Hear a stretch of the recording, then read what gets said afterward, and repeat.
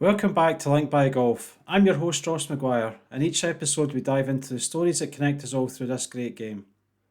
Quick shout out before we dive in. A huge thanks to TrueLinkswear for supporting the show. Check them out at truelinkswear.uk for shoes and apparel that will truly help you enjoy the walk. I've also partnered with True to bring an exclusive discount code for podcast listeners. DM me on Instagram for more details. This week I'm joined by Ross Kellett, a professional golfer from Motherwell who made his way from junior golf all the way to the Challenge Tour. We chat about how he first picked up a club, why he chose golf over hockey, and what it really takes to make it as a professional. And don't forget, if you're enjoying the show, make sure you hit follow so you never miss an episode. Let's go over to Ross. Ross, how you doing? Good, Shed. All good. It's good to see you. Feels like it's been a while. It definitely has, and despite the challenges with me not hitting recording earlier, we're getting back into it here. So where I started asking you questions there, Ross, was how did you get into the game? I know you're from Motherwell and you played at Colville Park, but I don't know how you got into the game yourself. My mates were members of the club. I was probably around 13 or 14. They were members, so I was going to golf with them, tagging along. And then it was a neighbour of my mum and dad's who got wind that I'd been at the club and I wanted to join. And the next day he came in with the forums.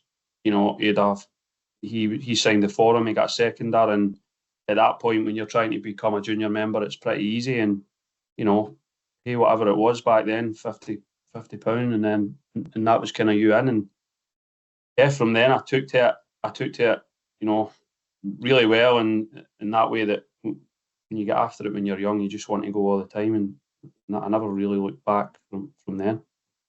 And did you play other sports before that, Ross, or were you into other sports? What kind of things were you doing? I actually did. I was kind of into everything. I was into football pretty good, as most kids are. I was actually into hockey as well. Played with DL hockey.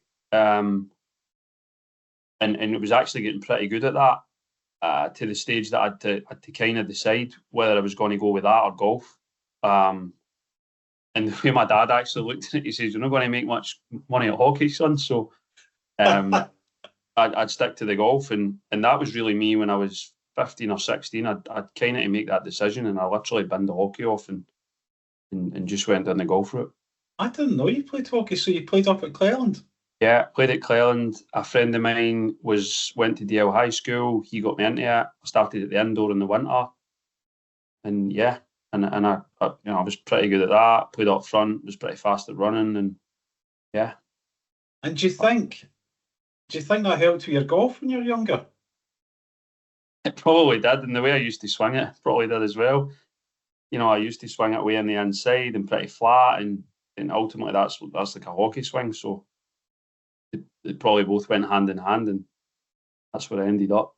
Yeah, but then I binned the hockey off and stuck to the golf, and went from there. And what was your sort of first handicap when you started playing? Because did you only play your first sort of competitions at Colville's, I guess? Yeah, my first handicap was 18. That's impressive. Yes, and I was probably 14 at that point, and I finished the season off 8. Wow. So I really, I got after it pretty quickly. My season when I was probably 15, I got down further, and then, by I was 16, I was kind of +1. And so in 3 years, it went pretty quickly. I escalated. I got good fast. Yeah, my first handicap was 18, and by the end of the first season, it was off 8. It was kind of crazy. I bet the other kids were loving you and you're winning all the medals all the time. No, back then it used to be 2 Pro Vs or 2 Bellata 90s for the winner. It's great. Thought you'd won the lottery. Yeah. Brilliant. And then in terms of that progression, Ross, like what kind of things would you say got better in your game? Was it all parts of your game that were coming together, or was there anything that stood out even from a young age? Well, the short game was generally always good. That was always there, and as a kid, you're always working on that. You're chipping, putting, pretty much every day. After you play golf, you're playing with the boys at putting or playing them at chipping. My driving was never my strongest point when I was young. I used to hit I had a pretty hard slice when I was young. Probably at the stage where a gents driver was probably almost still too big for you, Yeah. and it never really helped. But you're at that stage where you're not quite in junior clubs, and it's a bit of a transition. Once you started to get refined, I started to go on and I actually was seeing Alan McCluskey at Bothwell through Lanarkshire coaching when I was probably 15, 16. So you start to, Lanarkshire coaching was on Friday nights at Clydeway. So once you start to get a bit of coaching and help, and you're going to the range more, you start to refine things and start to hit it a bit straighter, and then the driving, slowly came about. Yeah, and for you to get that Lanarkshire coaching, I think Lanarkshire, certainly from my point of view, I wasn't necessarily the best golfer, but I was involved with Lanarkshire coaching even as a youth. And I was never in the team, like the Lanarkshire team, until I was a youth, but it kept me involved in the game. And I always thought they did a really nice job with that, with keeping people sort of engaged in it, getting you access to coaching so that, okay, you're not off one or two right now or scratch or whatever, but actually somebody thinks you maybe get a wee chance of doing something to get your handicap down. I always found that to be great in Lanarkshire. They're really encouraging. Yeah, the Lanarkshire county golf for me was, the county were great to me. Lanarkshire golf was, were super to me. I played in the boys team for probably 3 years, really, at Lanarkshire coaching. We actually, I suppose, looking back, some of the better players, they were actually sending me to Alan 1-to-1 for our lessons now and again. I don't think everybody got that. It was kind of group coaching on a Friday night.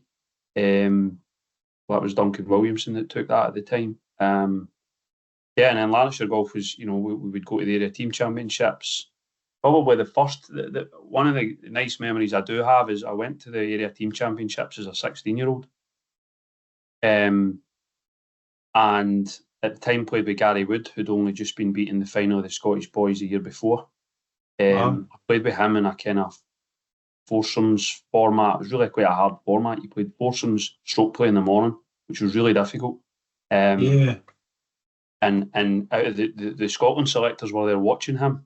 And I played the best out of the two A's, which felt great at the time. But I'm playing with Gary, who was kind of in the national team at the time, and on the edge, he probably getting picked for probably the 6-man team that year. And anyway, I played well in the singles in the afternoon. I think I shot level. It was at Crieff Golf Club.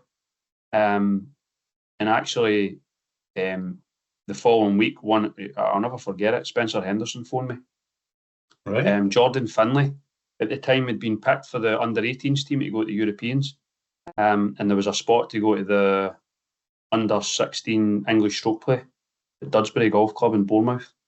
And I got slotted into that team. And that was really the first taste of national, anything to do with the national team I'd been picked for. And really from then it spiralled into something that I would probably never believe was possible, to represent Scotland, for the next 8 years. And that's only 2 years, Ross, from you starting the game. Yeah, it was at the time you'd probably never thought anything of it. When I look back now and the odd person asks you, how did boys golf look for you? It really escalated, pretty quickly from my first handicap to represent that year. Further on that year, I played in the under-16s team. I don't know if they still have it. There was a match every year against England, right? Which we played. We played at Woodhall Spa against England. So yeah, wow, all what a went place pretty to quickly. go. That's awesome. Yeah, it was great. A great course, English Golf Union's headquarters. On the big course there, it was awesome. I remember it vividly, actually, albeit it was a few years ago. Yeah. And then you had some great players to play with at Colville Park as well. Not certainly not me, but there was plenty Well, of other folks I'd say to you'd play with. still have been included, but yeah, I'd Paul O'Hara and Stephen O'Hara, who, I certainly at that point, Stephen, I suppose, was an idol, and ultimately we aspired to be what he was. At that point, he was he was probably just getting on tour when I was as young as 16. He'd turned pro, and then as we got up through our 20s, he was keeping a card on the European tour every year. Amazing golfer, traveling the world every week, and whenever he was home, he would play with me and Paul, and as much as he could. He was away a lot, but yeah, and we would hit balls together, and as you know, he was up there with one of the best ball strikers at that point on the tour. I think he led greens in regulation a few years. I was certainly right up there. So yeah, we had a good stable of players. At that point, there was quite a lot of us actually that was off scratch and won. So the boys team, it was great at that point. Yeah. Yeah, because then Chris Bell joined later on, of course, as well. So you three guys made up half the Scottish six boy team for Scotland. That's right. Well, Chris Bell was at Shotts and then joined our place, and I strengthened our team. And yeah, and then when after we ultimately turned 18 and we were in the men's team, we had a strong pool, and I think that was probably a good thing. You have good practice partners, good matches. You're playing holes constantly when you're young, and to play with better players than you or players that you can really get a game against. And I would say probably a lot of people would say the same. Ultimately, if you have good practice partners, then it brings you on, I suppose, in whatever sport or anything in life, really. Yeah, the thing I remember about you and Paul, I mean, your short games were just... And I always remember your putting, Ross, because you used to hammer me at putting. I'm sure that one night we played for a couple of quid, because I was working by then, because I'm a good bit older than you, I'm 10 years older, but I remember one night, I think I was about 10 quid down to you putting on the putting green. And bearing in mind you're like 16 at this point. Yeah. It was phenomenal how you were putting. Your putting was just incredible when you were young. Yeah, I suppose it's back then. You don't really know. It's weird how it goes as you get older. It gets slightly different. You've no fear back then, and you hear it a lot. But yeah, like we used to practice and play putting every day, every single day, waiting on getting picked up at the golf. You were still playing putting until you get lifted.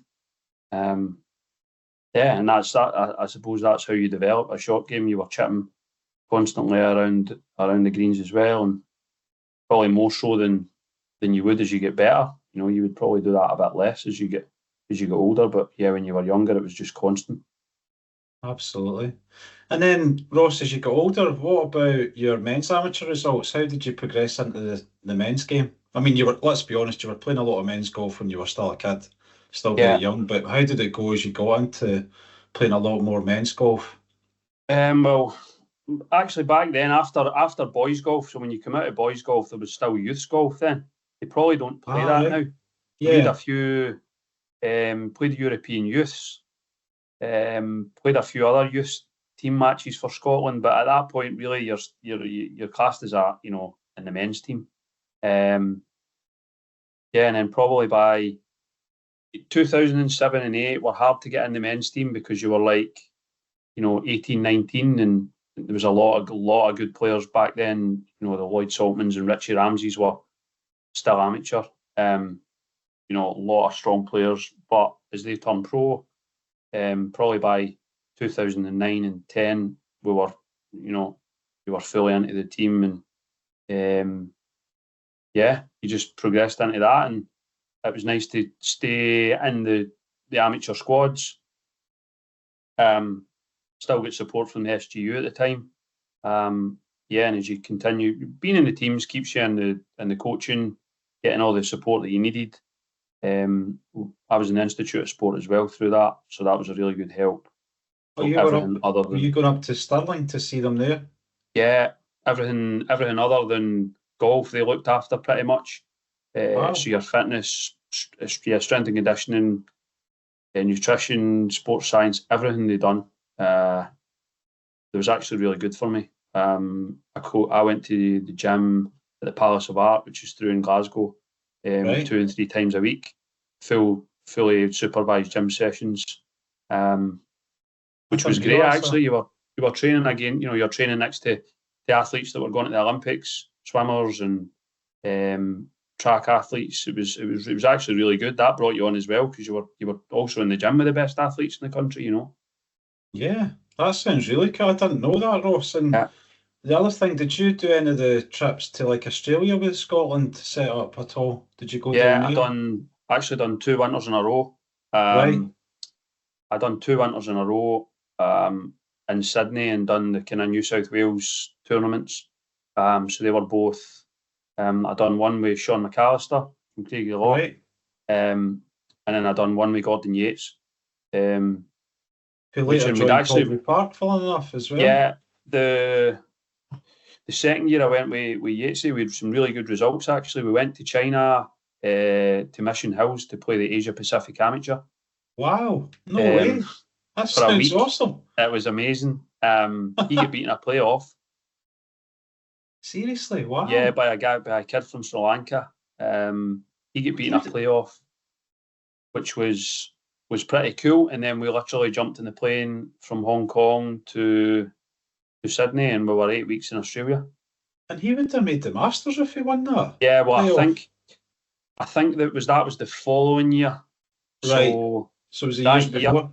That year, he got beaten in a playoff. We did see that the Masters was coming on, but it was the following year that the winner got in.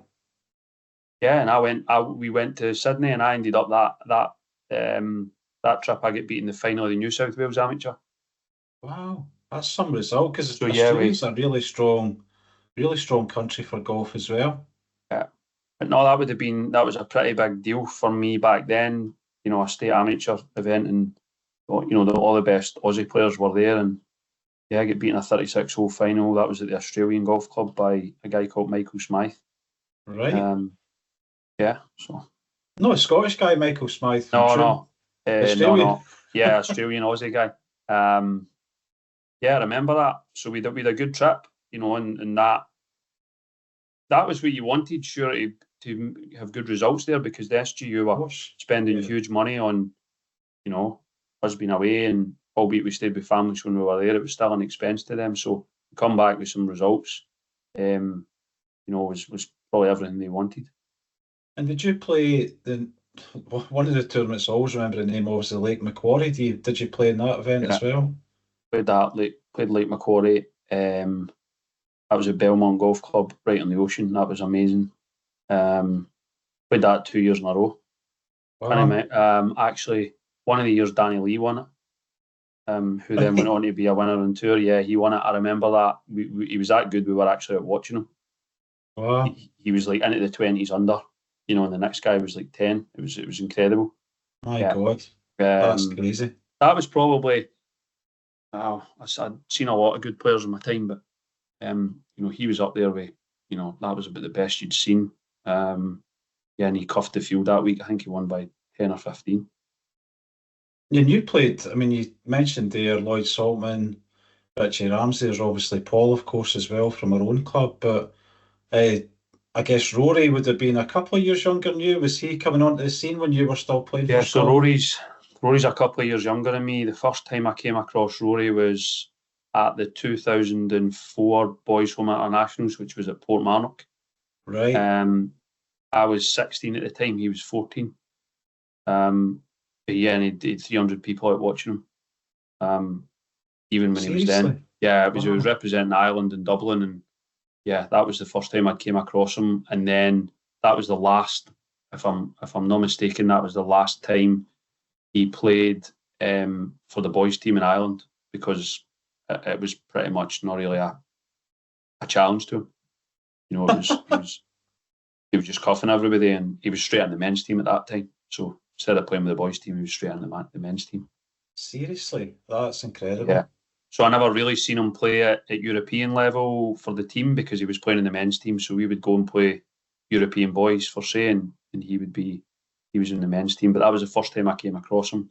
When you were starting to hear like there's this kid that's stopping playing boys golf when he's 14 because he's that good, and you're like, whoa, playing boys golf. So you only go into the St Andrews Links Trophy or the British Amateur, because your handicap was probably not low enough, and you had to go through, you had to serve your apprenticeship almost playing boys golf and getting, to try and become the best, in the boys scene before you can move up, whereas he was already there.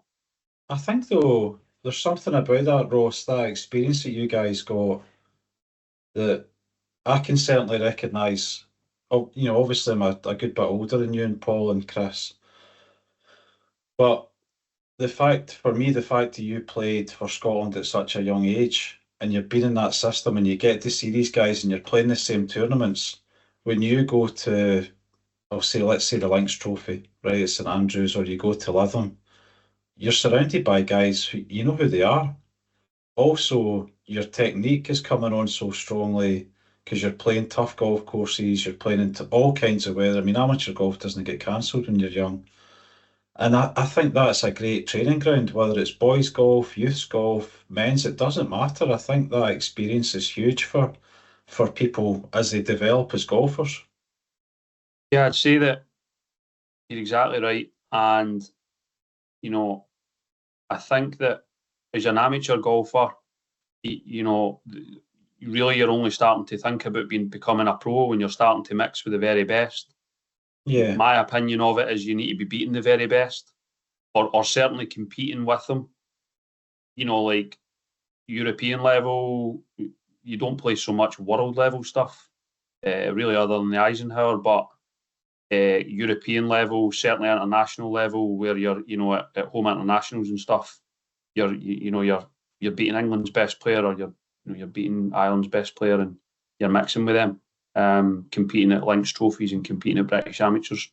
And we've seen them when you were playing against them in team golf. Then you would be seeing them at the British Am, and obviously you get drawn with them in the last 64. You're like, oh, I've already played him, or I've beat him, or you certainly know who he is. And yeah, playing for the national team is you're considered the best at your level at that point, and you get to see all the other best players from all the other countries. I'd like to thank Oliver Wilson and True Links Wear UK for sponsoring the show. Let's hear from Ollie now.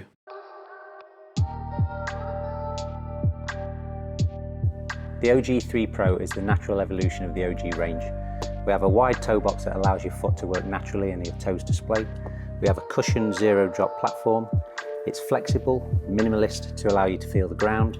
It's waterproof and an aggressive spikeless outsole. And of course, it's tour tested.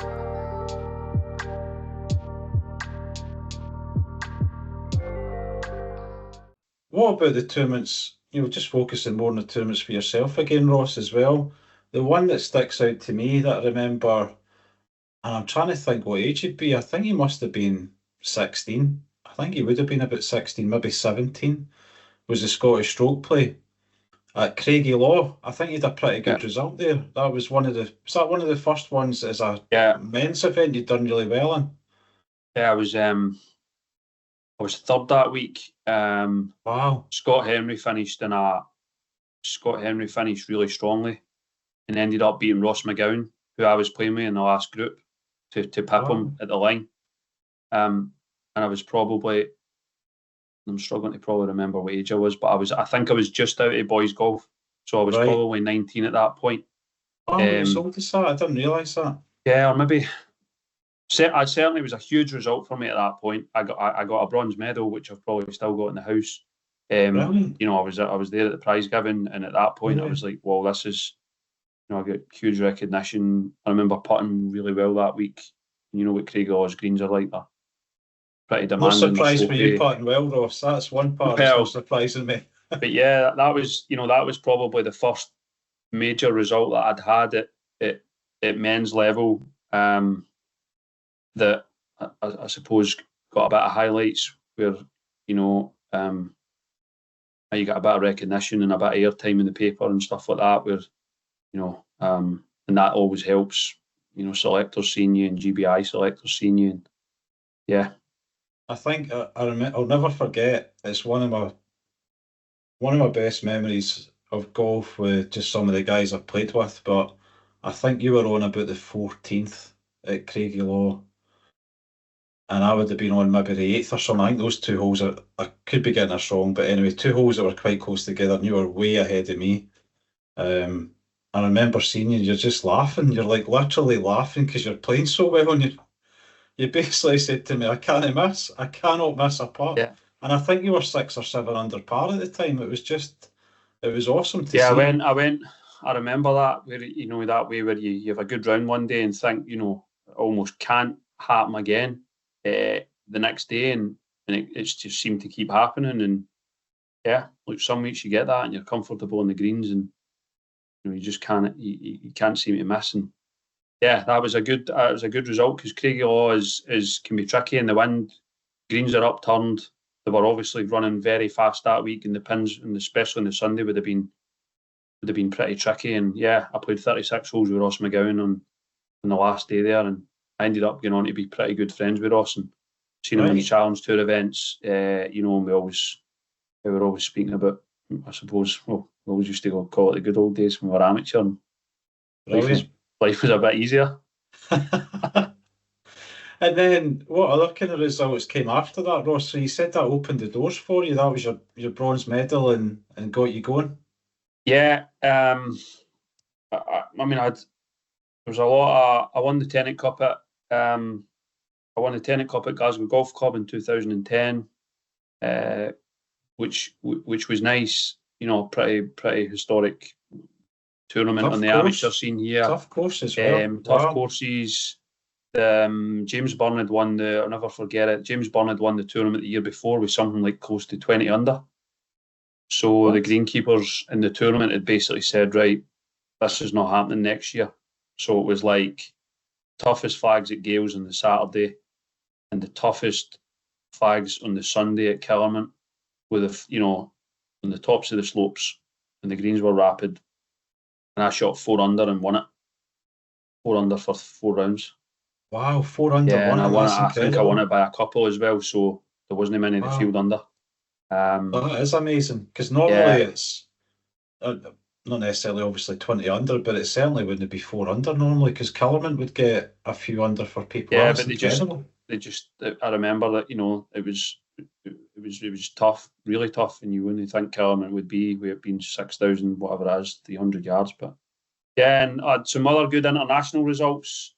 I was runner-up in the European Amateur in 2009 to Dubuisson.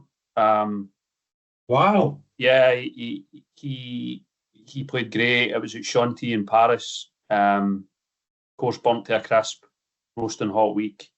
He shot 65, I think, in the last day, which was the best score by like 6.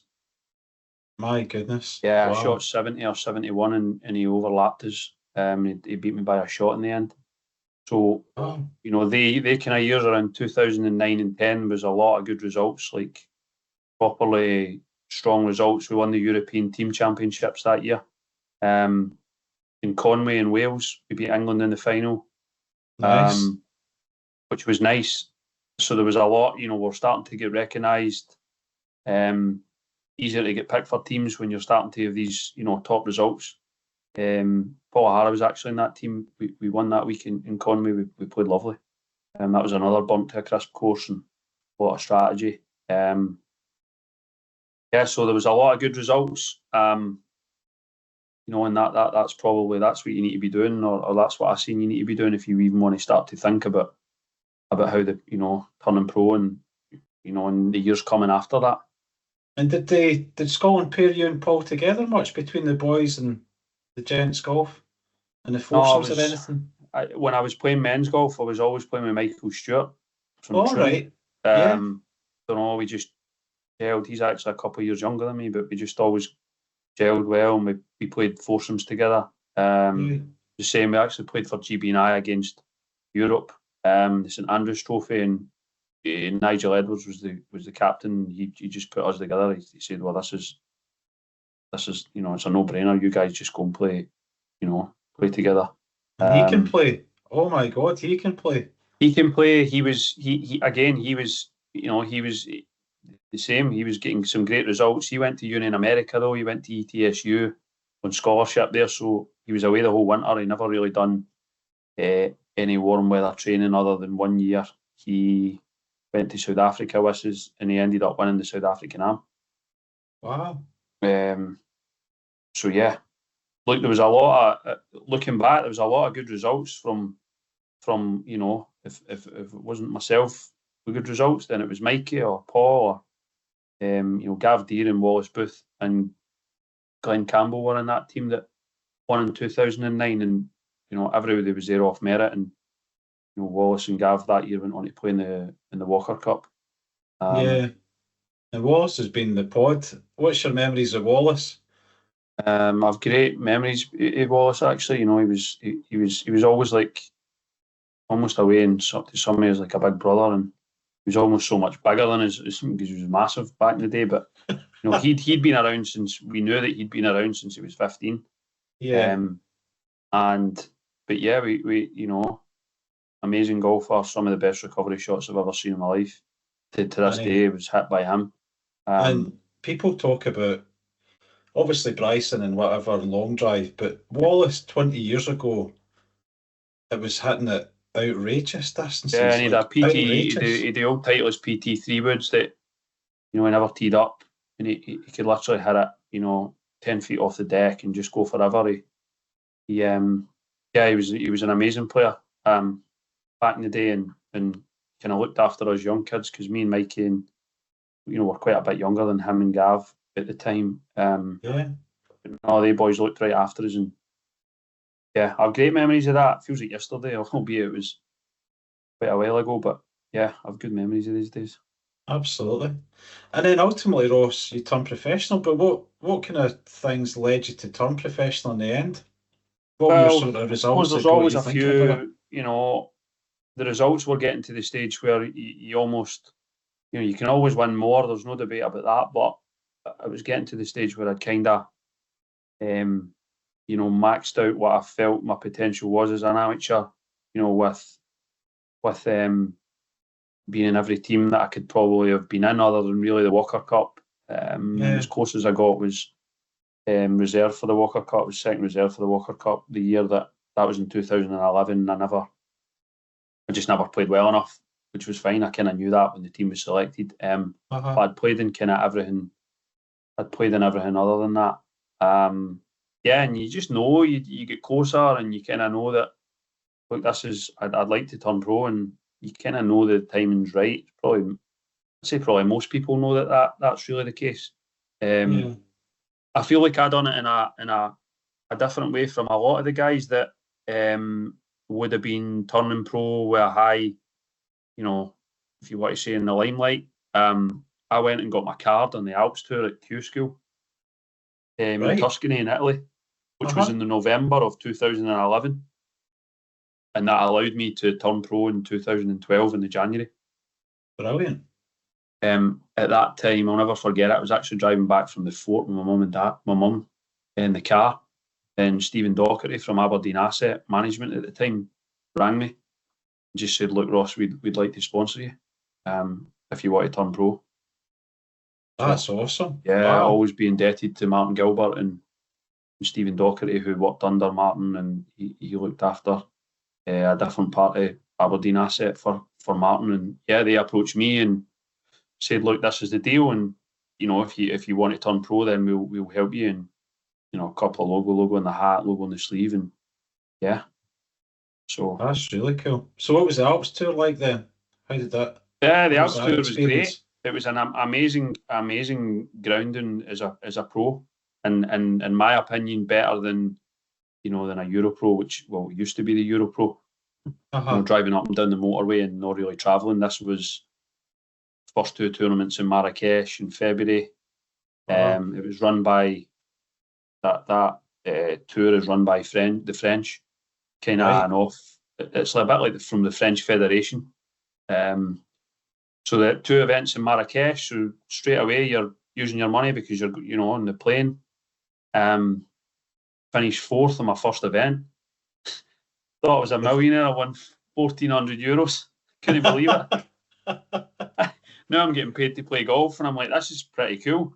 So played two events in Marrakesh, came home for a few months, and then yeah, the season started, if I remember, kind of May time, and that was us. We flew to Italy and we were away for 3 weeks, playing back-to-back events.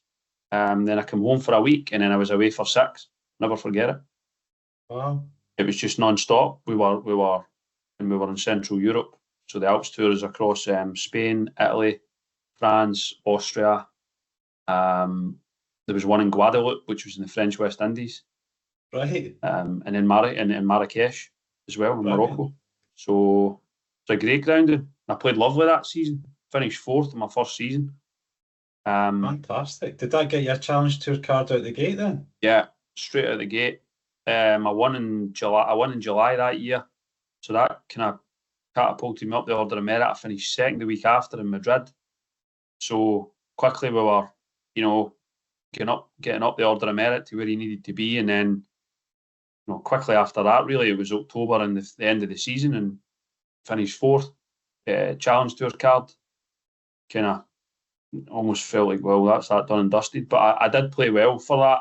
I had quite a lot of good results. Yeah, it sounds like it. That's awesome. I get the head down, and then that year I went to Q school, and probably at the time I was kind of like, took the foot off the gas. I was like, well, I've got a Challenge Tour card, but I probably should have got the head down a little bit more. But yeah, I think I missed the cut at 2nd stage. But yeah, that would mean that was then me the Challenge Tour card. Wow. And what was the Challenge Tour like? Did you notice a difference between that and the Alps Tour? Yeah, well, the Challenge Tour's then, 4 rounds each week. Yeah. So it really does feel like you're on tour then, because you're pretty much flying on a Monday, to play a practice round Tuesday. Pro-Am's always on a Wednesday, and then your 4 days tournament. So yeah, straight onto the Challenge Tour. Don't remember overly much about the schedule that year, but I remember one of my first Challenge Tour events, and I was thinking this earlier on, that one of my first Challenge Tour events, I've rocked up the Tuesday and I'm walking at the putting green, and Ollie Wilson's there. There you go. Now, I'm looking at Podcast Ollie guest. Wilson and I'm thinking, this guy's played in the Ryder Cup, Yeah, absolutely. and I've only just been on the Alps Tour.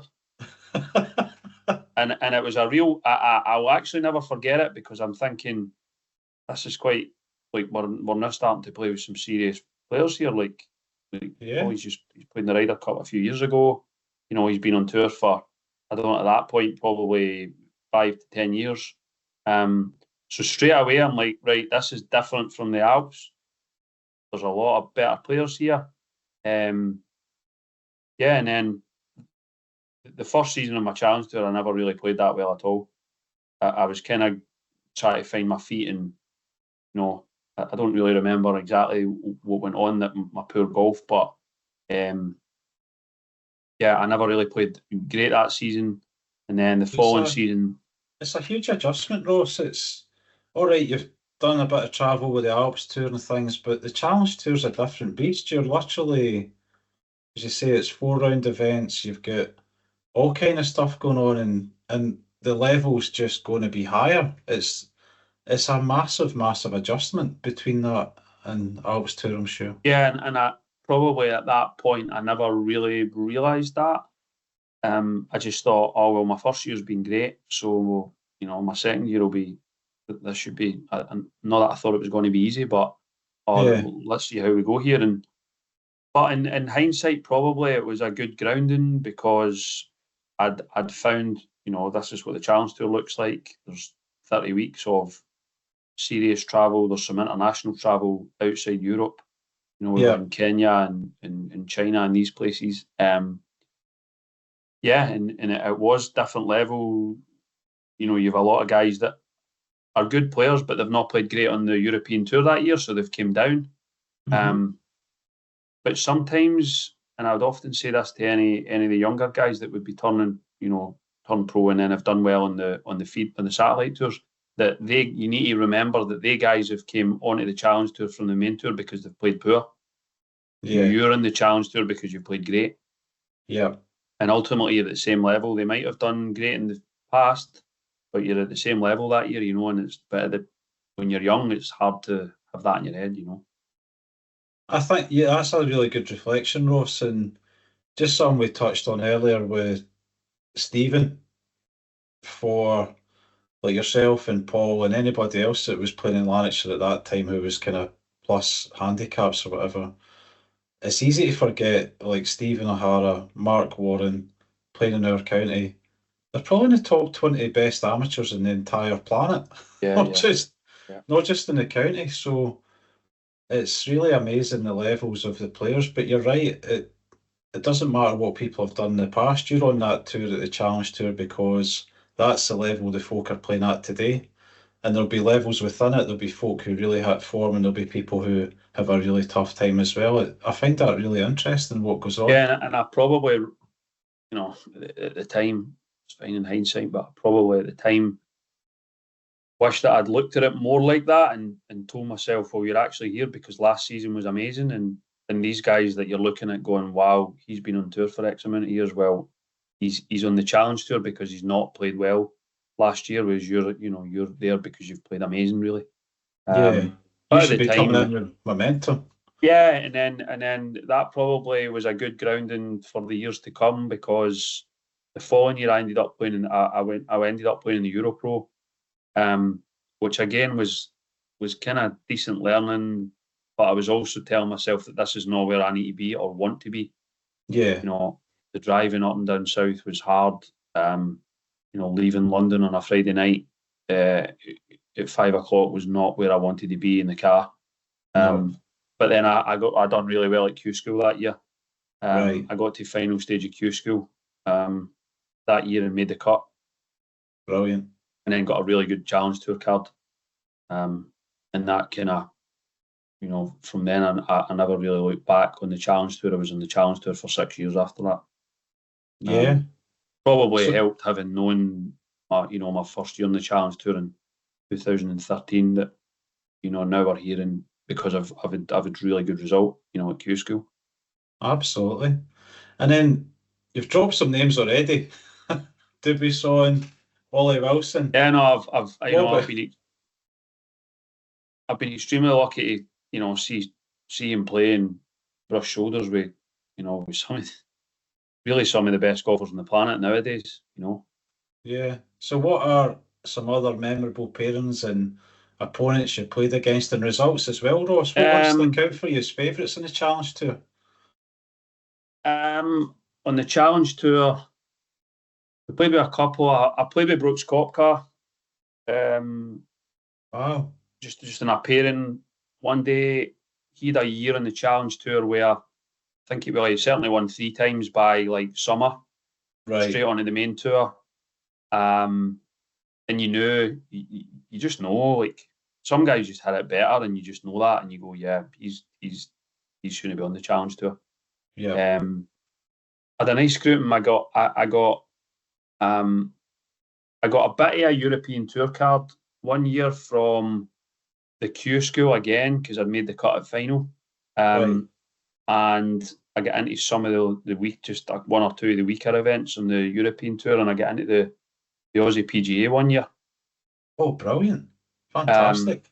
I remember I was hitting balls at Hamilton. It was start of December, and it was I'll never forget it. It was a Tuesday morning, hitting balls at Hamilton at the range, and the European Tour phoned. How you doing, Ross? You're into the Aussie PGA next week in Gold Coast. Do you want to go? I was like, yeah, I absolutely love that. Looking at the weather in range, Lanarkshire, hitting in it's sideways raining. I'm like, yeah, I'd love that. So I'll never forget it. I actually I picked my balls up or put my balls in the basket, gave them to the next guy in the bay, picked my clubs up and just went straight home to get all my stuff sorted.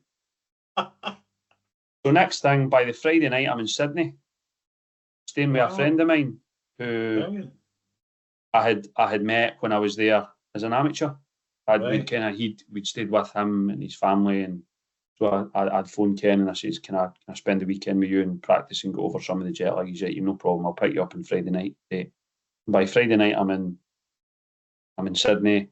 Monday I goes to Gold Coast, play the tournament, make the cut.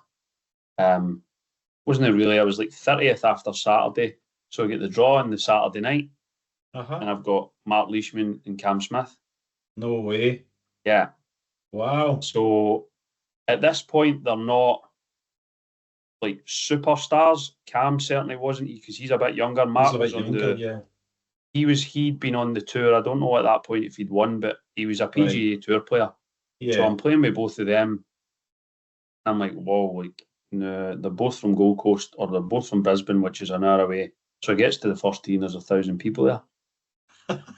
Brilliant. Now I'd played in the Challenge Tour, and if you'd been in the mix, there might be 50 guys out watching you max. Now there's 1,000 people there, and I'm like, so the first hole there at Royal Pines is quite wide open. There's no real rough, so I'm pretty nervous. So I just ended up teeing it up as high as I could and literally hitting it as hard as I could. There was no real problem with where it could go, and it went on the short stuff. But Mark actually, he could see that I was pretty nervy. But do you know, he was absolutely great with me.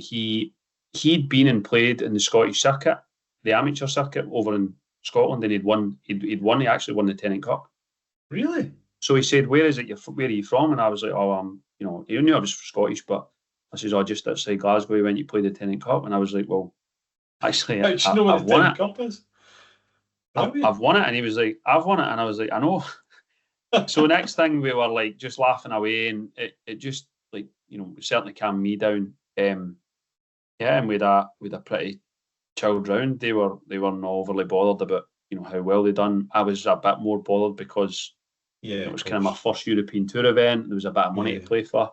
But yeah, that was a pretty good, pretty cool 3-ball. And now what I see what they've went on to do, in the game and joining the Live Golf, and and Cam's won the Open. It was pretty cool to have, at least been brushing shoulders with them on a Sunday in the Gold Coast. Absolutely. What a way to spend the weekend. Superb. Yeah. That's brilliant. Other than that, when we won the European teams in Conway, I played Tommy Fleetwood in the final. No way. And we had a bit of a ding-dong battle, and I managed to beat him. Brilliant. Which was great, and I don't see him very often, but sometimes when I'm in Dubai over the winter, I'll see him, and we still talk about those days. We still remind him that you beat him. Well, I don't. I let him bring that up, but no, like and that's what I think. Is a nice thing about golf. Certainly, is these guys remember that stuff just like we remember it. Yeah. And they're now superstars, and rightly so, but they still remember those days just like like we remember it. And we were in Argentina with those boys, Eddie Pepperell and Tommy, me and Davey. A couple of times we went to play the Argentine Am, and they were there, and spent a lot of time with those guys when we were young. And whenever we see them or I see them, they just talk to you as if you're, it was still back in the day. And it's nice that it's great to see how well they've done, now, and that they've really stayed grounded, a lot of them, which is it's the way it should be, I suppose. But it's nice to see that they've stuck to it that way, I think that, and it's part of the reason I put the podcast together, Ross, originally, is I do think golf is pretty unique with the bonds it creates. And I'm sure guys that, play football for amateur teams or whatever have got similar experiences, but I think golf is different because it lasts for so long. It can literally last your entire life. And Fraser McLaughlin was on, and he was talking about the fact that Justin Rose recognised him. And Fraser's like, I'm twice the size I used to be, because he's doing his bodybuilding. And he's like, how did the guy recognise me? But he said Justin came straight over, was talking to him, do you want to go for a beer and all this kind of stuff. I think golf has got something unique with that that's really, really special. No, and it's definitely true. These guys, we all remember the amateur days probably very fondly, because it was really good times, and got to play some amazing courses and with some tight matches, home internationals and that. We probably played 4 and 5 home internationals that they played. All the boys, a couple of the Irish boys that were good, and you're literally just getting drawn against them every day. And I suppose at that time you don't really think that there's going to be a couple of people in the room here that probably make it really big. And that have, and Tommy's probably he's probably took the whole thing to another new level. Where we've been top 10 in the world and winning FedExes and numerous European Tour events and Ryder Cups, which is great to see. Absolutely. And then you talked about amazing golf courses there, Ross, and I need to ask you about your recent golf trips. So you're getting quite into the really fancy golf trips these days. So fill the listeners in your latest adventures in terms of where you've played.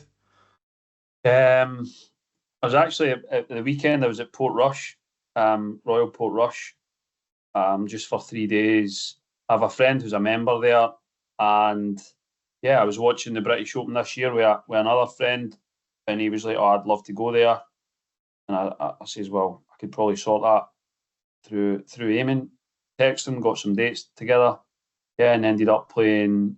So Royal Portrush have a smaller course, if you want to say, called Rathmore Golf Club, Right. kind of next door. Played that. It's only just been revamped. Was absolutely outstanding. Played Portrush on Saturday afternoon, and then played Port Stewart first thing Sunday morning, and got the boat back on Sunday afternoon. That was a kind of whirlwind trip, but that's a couple of the best courses in Ireland. And that's your come down for the previous trip. Yeah, well, a couple of weeks ago we were in California, playing at Pebble Beach. Was it Pebble Beach, Spyglass Hill, Spanish Bay, and Poppy Hills. We have a golf match against some of our Canadian friends each year. Home and away each year. This was the 10th anniversary, so we ended up going to Pebble Beach, 16 of us, 8v8, 3-day match. And we had the match over Pebble Beach, Spyglass, and Spanish Bay. Canada won, so unfortunately they got the trophy. Oh, what's happening? We won last year, and they get the trophy back this year. So it's look, I'm extremely lucky and grateful to play some of the best courses that you can think of, which is lovely. And I didn't think that when I was young playing golf that I would end up at some of these places, but you've just got to enjoy it. You didn't practice area at Colville's and it's absolutely humping in the winter with rain. Yeah. Did not think I would end up at Pebble Beach in the sunshine, but hey ho. Brilliant. We'll get into some quick fire then, Roscoe. Yeah. Favourite course in Scotland? Lothlomond Golf Club. Yep, that would work. Fantastic. Best shot you've ever hit in competition? It's hard to probably remember, but I remember hitting a 2-iron, the old Callaway Big Bertha 2-irons off a downslope with the bunker at the third hole at Royal Lytham in the Lytham Trophy. Wow. And I don't know why it just sticks in my head, and hit it up into the middle of the green from about 220 yards. And after I hit it, I was like, "Whoa, that was pretty awesome." And I've always remembered it, so it must have been, I would say that's pretty awesome. Yeah, that was probably got to 17, 18 years ago, and I still remember it. So that was certainly one of them. Lytham's a tough start. Really tough start. Yeah, mega. We used to play Lytham Trophy back tees, whether the wind was up or rain or anything. They just have you off the very back 2 paces. Absolutely. And away you go. Yeah. Crazy hard course. Speaking of hardest hole you've ever played? And that third hole at Royal Lytham is one of them. I bet it is. Other than that, 18 at Muirfield's pretty hard in tournament conditions. Yeah. Yeah, there's a lot. I think playing amateur golf back in the day, you're seeing some really hard stuff. With course set up and wind. Where you're actually seeing. I actually remember playing amateur golf where you were stood in the first tee, and thinking, if I break 80 today, it's really, really good. Yeah. Some of the weather, as you know, was just crazy. I know, like even the Lynx Trophy. One year I remember, and I don't know if it was the year you were playing, I came up to watch a wee bit, but I certainly remember it was probably blowing 30, 35. And even then, guys were struggling to you're kind of scoring about level par, but there's always somebody goes mad. It's incredible. I find it phenomenal what they do. I remember, I would need to check this, but I remember playing the Lytham Trophy, and I think 25 over par was top 10. Wow. I need to check back. I'm sure Jack Senior won it, and I think he was 10 over par. You could see that Lytham Yeah. the way it's so tight. It's Yeah. such a tight golf course. You know, and we played it in April, at the end of April, the Lytham Trophy every year, and the weather was crazy, and seriously tough course. And then the members that set it up never really thought, it's windy today, let's move tees up, have flags in the middle of the greens. It was always hard as nails. Absolutely. Right, we'll finish on, what tournament would you like to go back and replay? What would you like to have a go at again? I'd like to have a go at again that tournament at the European Amateur. That could be by a shot. Try and win it. I was actually thinking that. You might say that. Yeah. Well, the at that time, and probably still is, I don't actually know. It might well be, but the winner got in the Open. Wow.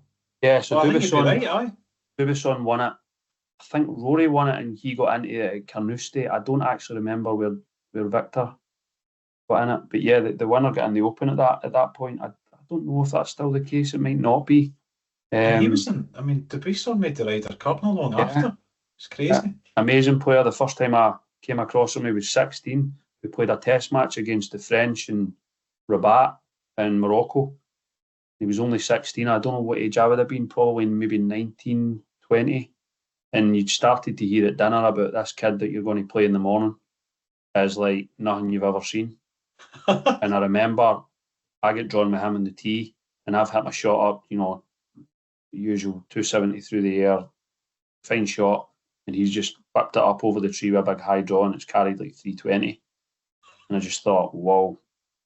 And ever since then, he went on to win the European Amateur and play for France, and and then win a few times on tour, and playing the Ryder Cup. And like I said earlier, there's just players that hit it, and it's just different. Yeah, absolutely. Well, Ross, listen, it's been really great having you on. I really appreciate it, and it's been too long since we played golf together. And I'm sure the last time you definitely beat me, but other than that, it's been absolutely brilliant to see you, Ross. Thanks so much for coming on. No worries at all, Shed. It's good to see you, and yeah, good to chat. Thanks a lot. Cheers, pal. Big thanks to Ross Kellett for joining me on the show. I hope you enjoyed that as much as I did, hearing about his journey from junior golf in Motherwell to life in the Challenge Tour. If you enjoyed today's episode, please share it with a friend and leave a quick review. It really helps more people discover the podcast. And don't forget to follow me on Instagram at linkbygolf2024 for updates, behind the scenes content and future guest announcements. I'm Ross McGuire. Thanks for listening. Lomond Golf Tours have helped thousands of guests build bespoke golf trips to create a magical experience. Travel in style with our executive chauffeur travel, whether it's golf on a major championship venue or one of our hidden gems, 5-star accommodation or a boutique bed and breakfast, or is it whiskey tasting on a private boat? Lomond Golf Tours are here to help build the tour of a lifetime. Whether you're celebrating a special occasion or ticking it off your bucket list, embark on a trip that you'll remember forever. To learn more about our offerings for 2025 and beyond, visit www.lomondgolftours.com.